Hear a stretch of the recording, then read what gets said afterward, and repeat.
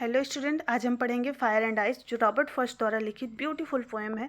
और इसके पहले भी हम रॉबर्ट फर्स्ट की लिखी हुई डस्ट ऑफ स्नो भी पढ़ चुके हैं, इसलिए हम पोएट के बारे में ज़्यादा डिस्कस नहीं करेंगे। हम सीधे पोएम पे आते हैं।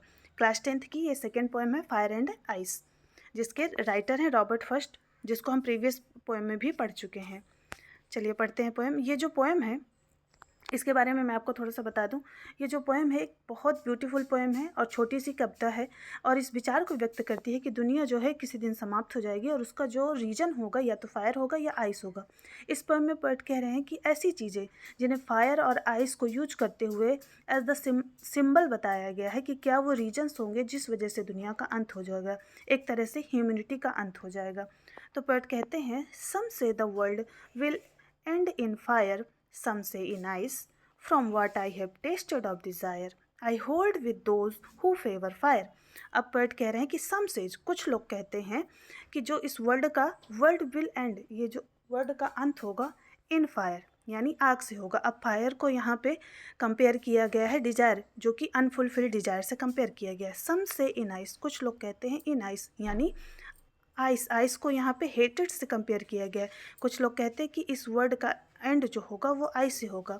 From what I have tested of desire, और पोएट कह रहे हैं कि मैंने जितनी भी टेस्टेड ऑफ डिज़ायर यानी इन अनफुलफिल्ड डिज़ायर को मैंने टेस्ट किया, जितना कि मैं इन्हें जानता हूँ। और आई होल्ड विथ, यहाँ पे होल्ड विथ का मतलब है एग्री यानी एग्री करना। आई होल्ड विद दोज, मैं उनके साथ एग्री करता हूँ। हु फेवर फायर, जो आग को इस वर्ड के एंड का रीजन मानते हैं। पोएट कह रहे हैं कि मैं उन लोगों के साथ हूँ। He is with those who are in favour of fire, fire यानी अनफुलफिल्ड डिजायर।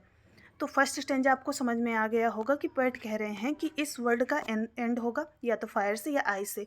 फायर को उन्होंने कंपेयर किया है डिजायर से और आइस को कंपेयर किया है हेटेड से, और कह रहे हैं मैं उन लोगों के फेवर में हूँ जो इस वर्ल्ड के एंड का रीजन फायर को मानते हैं।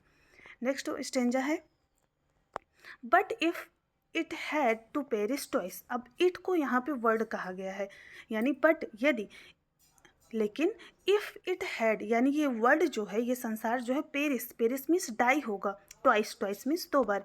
यदि ये संसार दो बार भी ख़त्म होता है, पोएट कह रहे हैं कि अगर ये दुनिया दो बार नष्ट हो जाएगी तो मुझे लगता है, आई थिंक, मैं सोचता हूँ, आई नो, और ये जानता हूँ, इनफ ऑफ इट, मतलब इस वर्ल्ड को एंड करने के लिए जो हेट है वो इनफ होगी यानी पर्याप्त होगी।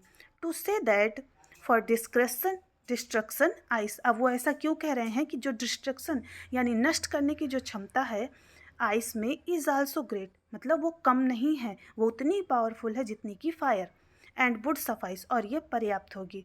पोएट कहने कि अगर ये वर्ड दो बार नष्ट होगा यानी एक बार फायर से तो एक बार आइस से, तो आइस को भी कम मत कोई समझे, आइस में भी उतनी ही नष्ट करने की क्षमता है जितनी की फायर में है।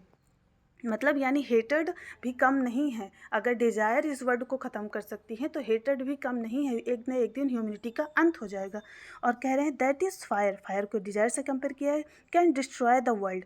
अगर ये जो फायर है ये यानी हमारी डिज़ायर जो है अगर इस वर्ल्ड को ख़त्म कर सकती हैं, बट आइस को यानी हेटेड also enough to destroy the world, ये हेटेड, ये जो नफ़रत लोगों के बीच फैल रही है, ये भी संसार को ख़त्म करने की क्षमता रखती है। आई होप आपको पोएम समझ में आ गई होगी। बहुत सिंपल सा मीनिंग है और सिंबॉलिक मीनिंग आपको समझने का प्रयास करना चाहिए। नेक्स्ट वीडियो में हम पोएम का सेंट्रल आइडिया डिस्कस करेंगे। अगर आपको वीडियो अच्छी लगे तो please like, share and subscribe. Thank you.